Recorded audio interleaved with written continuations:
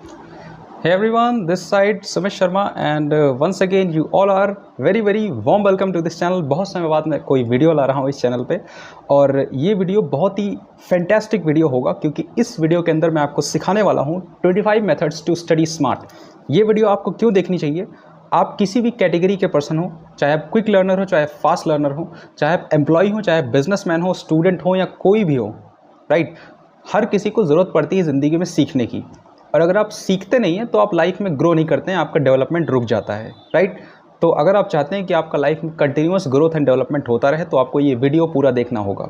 इस वीडियो में मैं आपको बताऊंगा कि आप मेहनत के साथ साथ स्मार्ट स्टडी के कौन कौन से तरीके हैं जो आप अप्लाई कर सकते हैं और चीज़ों को जल्दी से जल्दी सीख सकते हैं। ये वीडियो सबके लिए है जो लोग सीखना चाहते हैं।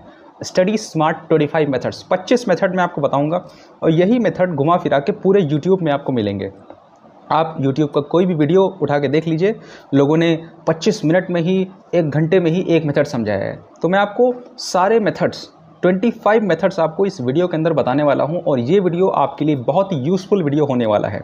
ऑलराइट, तो 25 मेथड्स हम लोग पढ़ने वाले हैं। 25 methods to study smart, right. अगर आप एस्पिरेंट्स हैं किसी चीज़ के भी, या गवर्नमेंट एग्जाम की प्रिपरेशन कर रहे हैं या फिर कोई आप पर्सनैलिटी डेवलपमेंट का कोर्स कर रहे हैं या आप कोई किताब पढ़ रहे हैं या आप कुछ भी कर रहे हैं, आप कहीं ना कहीं सीख ही रहे हैं, तो सीखने का स्मार्ट तरीका इस वीडियो के अंदर आपसे मैं शेयर करूंगा। अगर आपको वीडियो पसंद है तो आप लाइक कर सकते हैं और मेरे वीडियो के डिस्क्रिप्शन में हमेशा आपके लिए सरप्राइजेस होते हैं। आप बहुत सारी ई बुक्स डाउनलोड कर सकते हैं जो मेरे द्वारा बनाई गई हैं। बहुत सारी स्मार्ट स्टडी गाइड्स बनाई गई हैं जो आप डाउनलोड कर सकते हैं डिस्क्रिप्शन में जा करके। खुद का बिजनेस स्टार्ट करना चाहते हैं, डिस्क्रिप्शन में जा सकते हैं। पर्सनैलिटी डेवलपमेंट करना चाहते हैं, डिस्क्रिप्शन में जा सकते हैं। आपकी हर प्रॉब्लम का सोल्यूशन मैं यहाँ पे लाता हूँ, राइट। एज अ टीचर मैं बहुत ही सही तरीके से, बहुत ही सिंपल तरीके से मैं आपको टीच करता हूँ, ओके। तो 25 मेथड्स टू स्टडी स्मार्ट शुरू करते हैं। पहला हमारा मेथड है एक्टिव रिकॉल।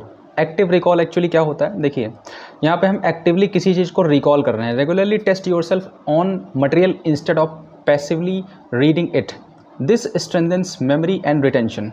देखिए, आप जो भी पढ़ते हैं स्कूल, कॉलेज, यूनिवर्सिटी या घर में, या मान लीजिए सुबह आपने पढ़ा तो रात में उसको एक्टिव रिकॉल कीजिए। एक पेपर और एक पेन ले लीजिए, आप देखिए कि आपने सुबह क्या पढ़ा था, आप उनमें से 2-4 पॉइंट जो भी आपको याद आ रहा है आप लिख दीजिए, ठीक है। That is called active recall.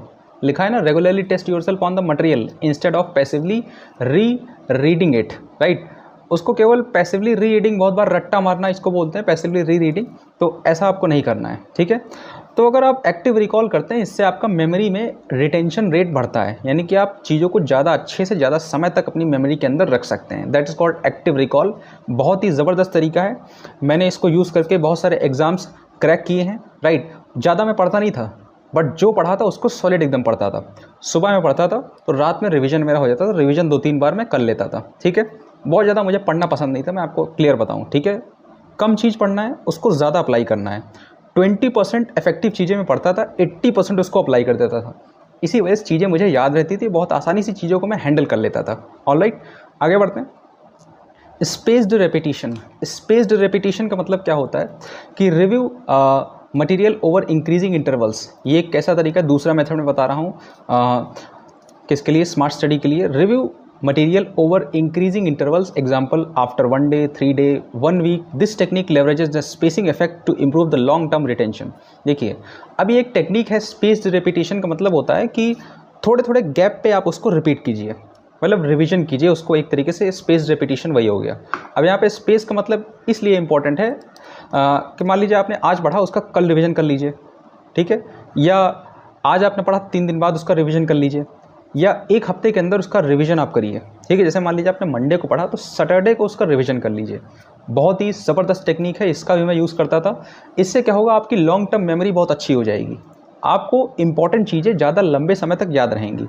और जो इंपॉर्टेंट चीज़ें होती हैं उनको याद रखना बहुत ही ज़रूरी होता है लाइफ में कहीं ना कहीं, वरना आपकी ग्रोथ रुक जाती है। ऑलराइट, तो स्पेस्ड रेपिटेशन ये आप कर सकते हैं, बहुत ही ज़बरदस्त मेथड है। बहुत सारे कॉम्पिटिटिव एग्जाम्स के जो एस्पिरेंट्स होते हैं वो इस मेथड को यूज़ करते हैं। और अगर आप सिर्फ पढ़ ही रहे हैं, रिवीजन नहीं कर रहे हैं, तो कोई फ़ायदा नहीं पढ़ने का। आप 1000 किताबें पढ़ लीजिए और एक किताब आप ढंग से पढ़ लीजिए कई बार रिपीट करके, तो आपको फ़र्क दिख जाएगा। एक बुक है एल्मेनाक ऑफ नवल रविकांत, उसको मैं 3 से 4 बार पढ़ चुका हूँ, फिर भी पढ़ रहा हूँ, ठीक है। क्योंकि हर बार जब मैं पढ़ता हूँ तो नई नई चीज़ें उसमें निकल के आती हैं और उसकी जो चीज़ें हैं सबसे मेरी फेवरेट बुक है, सबसे ज़बरदस्त बुक है। This book is my favourite book and I am री reading it again and I have read it 2 to 5 times, right, and still now I am reading that book. Okay, so ये book पढ़ने से मतलब क्या हो रहा है कि बहुत सारी नई नई चीज़ें, मॉडर्न टेक्नोलॉजी और मॉडर्न इकोनॉमी के बारे में मुझे पता चल रहा है, और इस बुक से मैंने बहुत ग्रोथ हासिल की है। ओके, तो स्पेस्ड रेपिटेशन आप ज़रूर इस्तेमाल कीजिए। जो भी आप आज पढ़ें उसका 2 दिन बाद या 1 दिन बाद या 3 दिन बाद रिविज़न आप करिए, जैसा आपका साइकिल हो। यहाँ पर कोई मैंडेटरी या कंपलसरी नहीं है कि आप 3 दिन बाद ही पढ़ें उसको, कोई यहाँ पे साइंटिफिक वो चीज़ें नहीं है, राइट। आप हो सकता है 2 दिन बाद रिवीजन करें तो आपको याद रहे, या हो सकता है 1 दिन बाद करें तो भी आपको याद रहे। फिलहाल मैं तो कहूँगा कि आज आप पढ़ें तो आप रात में करें रिवीजन, उसके बाद 3 दिन बाद करें रिवीजन, इससे ज़्यादा इम्पैक्ट पड़ेगा। ओके, फिर 1 हफ्ते बाद कर लें। अगला मेथड हम लोग देखते हैं पोमोडोरो टेक्निक।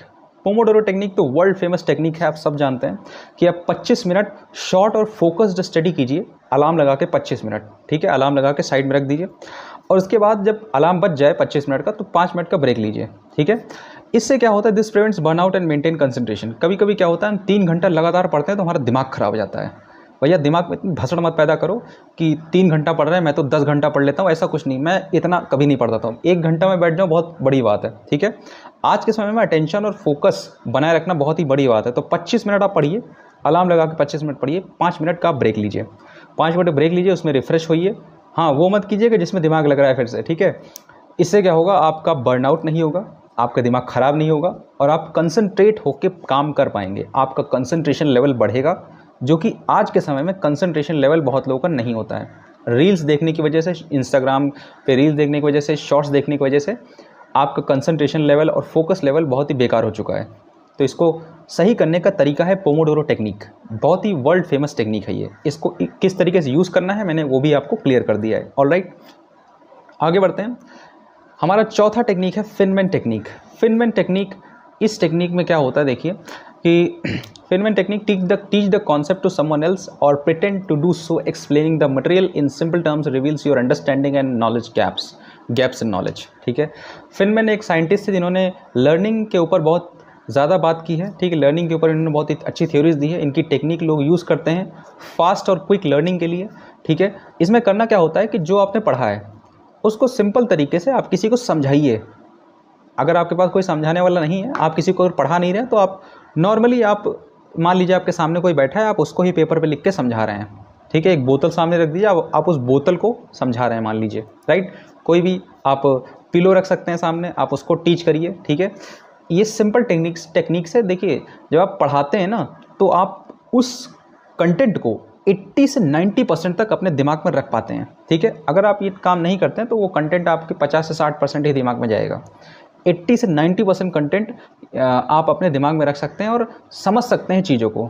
मैंने जब पढ़ाना शुरू किया तो मुझे ज़्यादा समझ में आया, जब मैं पढ़ रहा था तो मुझे इतना समझ में नहीं आता था, राइट। इससे क्या होगा, आपकी नॉलेज में जो गैप हैं, जो चीज़ें आपको नहीं पता है, जिन चीज़ों में कन्फ्यूजन है आपको, वो चीज़ें आप क्लियर कर सकते हैं अपनी, राइट। तो ये बहुत ही अच्छा मेथड है फिनमैन टेक्निक, इसका भी मैं यूज़ करता हूँ, राइट। 25 में तरीके बताऊँगा, ऐसा नहीं कि आपको सबका यूज़ करना है, आपको यूज़ करना है जो आपके ऊपर सूट करे। मैं सारी टेक्निक्स के बारे में बताऊँगा, जो टेक्निक आपके ऊपर सूट करे वो आप यूज़ कीजिए, राइट। जो टेक्निक आपको ज़्यादा अच्छे से पावर दे रही है, जो टेक्निक आपके काम ज़्यादा आ रही है, आप उसको ज़्यादा यूज़ कीजिए, राइट। तो फिनमैन टेक्निक क्या होता है, किसी को आप सिखाइए, किसी को टीच कीजिए, या टीच करने का नाटक कीजिए। एक बोतल सामने रख लीजिए, उस बोतल को आप पढ़ाइए, ठीक है, जो भी आप पढ़े हैं। अगला देखते हैं 5वां मेथड हमारा माइंड मैपिंग। ये मेथड तो हमेशा मैं यूज़ करता हूँ, इसीलिए मैं प्लेन कॉपी लेके रखता हूँ। माइंड मैपिंग क्या होता है, create diagram that visually represent the information. Mind maps helps organize and connect the ideas and enhancing the comprehension. इससे देखिए, माइंड मैप्स क्या होता है कि ये मैंने पढ़ा आज ट्रिग्नोमेट्री में क्या होता है, sine theta, cos theta, tan theta. इस तरीके से जब हम करते थे तो ये माइंड मैप होता था। और मैं आपको बताऊँ, कोई भी काम आप कर रहे हैं, कुछ भी आप सीख रहे हैं, जैसे कि बॉडी लैंग्वेज आप सीख रहे हैं, तो बॉडी लैंग्वेज में क्या होता है, 5 चीज़ें, ठीक है। उन 5 चीज़ों के अंदर क्या होता है वो आप देखिए। इस तरीके से माइंड मैप बनता चला जाता है। माइंड मैप बनाने के लिए मैं आपको एक बहुत ही अच्छा टूल बताता हूँ, जिसका मैं बहुत समय से यूज़ कर रहा हूँ, that is called nice mind, NICEMIND, nice mind. Mind map से क्या होता है कि आप इन्फॉर्मेशन को विजुअली रिप्रेजेंट कर सकते हैं कि ये इसका पार्ट है, ये इसका पार्ट है, ये इसका पार्ट है। ऐसा आप नहीं करते हैं तो इसका नुकसान नुकसान ये है कि आपको चीज़ें क्लियर नहीं होंगी, डाउट में रहेंगे आप, ये इसका नुकसान है, ठीक है, अगर आप ये काम नहीं करते हैं। माइंड मैप्स ऑर्गेनाइज करते हैं चीज़ों को, मतलब माइंड मैप्स की हेल्प से आप चीज़ों को ऑर्गेनाइज कर सकते हैं, आइडियाज़ को कनेक्ट कर सकते हैं। जब भी मुझे कोई आइडिया आता है तो मैं उस आइडिया का माइंड मैप बनाता हूँ। माइंड मैप बनाने के बाद मुझे पता चलता है कि हाँ, इस आइडिया में क्या लूप होल है, क्या गैप है, और क्या मैं कर सकता हूँ, क्या नहीं कर सकता हूँ, सब कुछ मुझे क्लियर होता चला जाता है step by step, right. Self learning, मैं बहुत समय से सेल्फ लर्निंग कर रहा हूँ, राइट। कोई पर्सन नहीं बैठा है, कोई मेंटोर नहीं बैठा है मुझे सिखाने के लिए। मैं यूट्यूब की हेल्प से, किताबें पढ़ के और अदर सोर्सेज से मैं सेल्फ लर्निंग कर रहा हूँ, सेल्फ स्टडी कर रहा हूँ। स्मार्ट स्टडी के तरीके मैंने इसी वजह से खोज के निकाले हैं सारे, और इसका एक प्रेजेंटेशन बना करके आपके सामने लाया हूँ, ठीक है। जो आइडियाज़ मेरे काम आए हैं वही आइडियाज़ मैं आपको शेयर कर रहा हूँ, ऑलराइट। तो माइंड मैपिंग बहुत ही कारगर चीज़ है। आगे बढ़ते हैं, प्रायोरिटाइज टास्क। प्रायोरिटाइज टास्क का मतलब है परेटो प्रिंसिपल, यहाँ पे आपको लगाना है। यहाँ पे क्या होता है, प्रायोरिटाइज टास्क का मतलब क्या है, परेटो प्रिंसिपल, यानी कि आप focus on 20% task that will yield 80% results, this helps in prioritising essential study materials. यहाँ पे क्या है कि ऐसे 20%, मान लीजिए सुबह आप उठते हैं और 15 कामों की एक लिस्ट बना देते हैं, आप टू डू लिस्ट बनाते हैं, उसमें आपके 15 काम आ गए। अब देखिए उन 15 कामों में से 20% ऐसे कौन से काम हैं जिनको करने के बाद आपको 80% रिजल्ट्स मिलते हैं, ठीक है। देखिए कि जब आप कोई चैप्टर पढ़ रहे हैं तो देखिए उनमें से 20% ऐसे कौन से टॉपिक हैं जिनको पढ़ने के बाद आपको 80% चीज़ें समझ में आ जाएंगी, राइट। इस तरीके से परेटो प्रिंसिपल का आप यूज़ करते हैं। परेटो प्रिंसिपल के बारे में ज़्यादा जानकारी के लिए आप यूट्यूब कर सकते हैं, how to use Pareto principle. 80-20 rule इसको बोलते हैं कि 20% ऐसी जगह मेहनत करो जिसका 80% फल मिल जाए, ठीक है। लेकिन नॉर्मल लोग क्या करते हैं कि 80% मेहनत उस जगह कर देते हैं जहाँ पे हमें 20% रिजल्ट मिलता है, ठीक है। तो मैं हमेशा अपना ये रूल लगाता हूँ डेली, मैं तो ये रूल डेली लगाता हूँ। I apply this rule daily basis. I select 20% tasks that gives me 80% results. If you are not doing this, then you are lagging behind.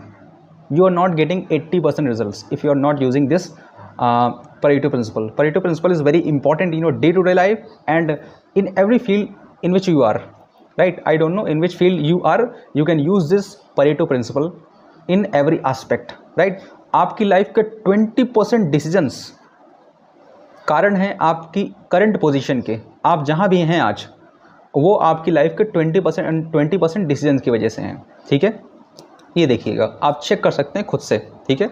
20% चीज़ें आपको 80% रिजल्ट देंगी, 20% काम आपको लाइफ में 80% सफलता देंगे, ठीक है। तो ये चीज़ें बहुत ज़रूरी हैं, परेटो प्रिंसिपल। तीसरा हमारा मेथड है SQ3R method, survey, question, read, recite, review. SQ3R method is a very important method. इसमें इसका फुल फॉर्म जो मैंने आपको सामने लिखा है, सर्वे, क्वेश्चन, रीड, रिसाइट, रिव्यू।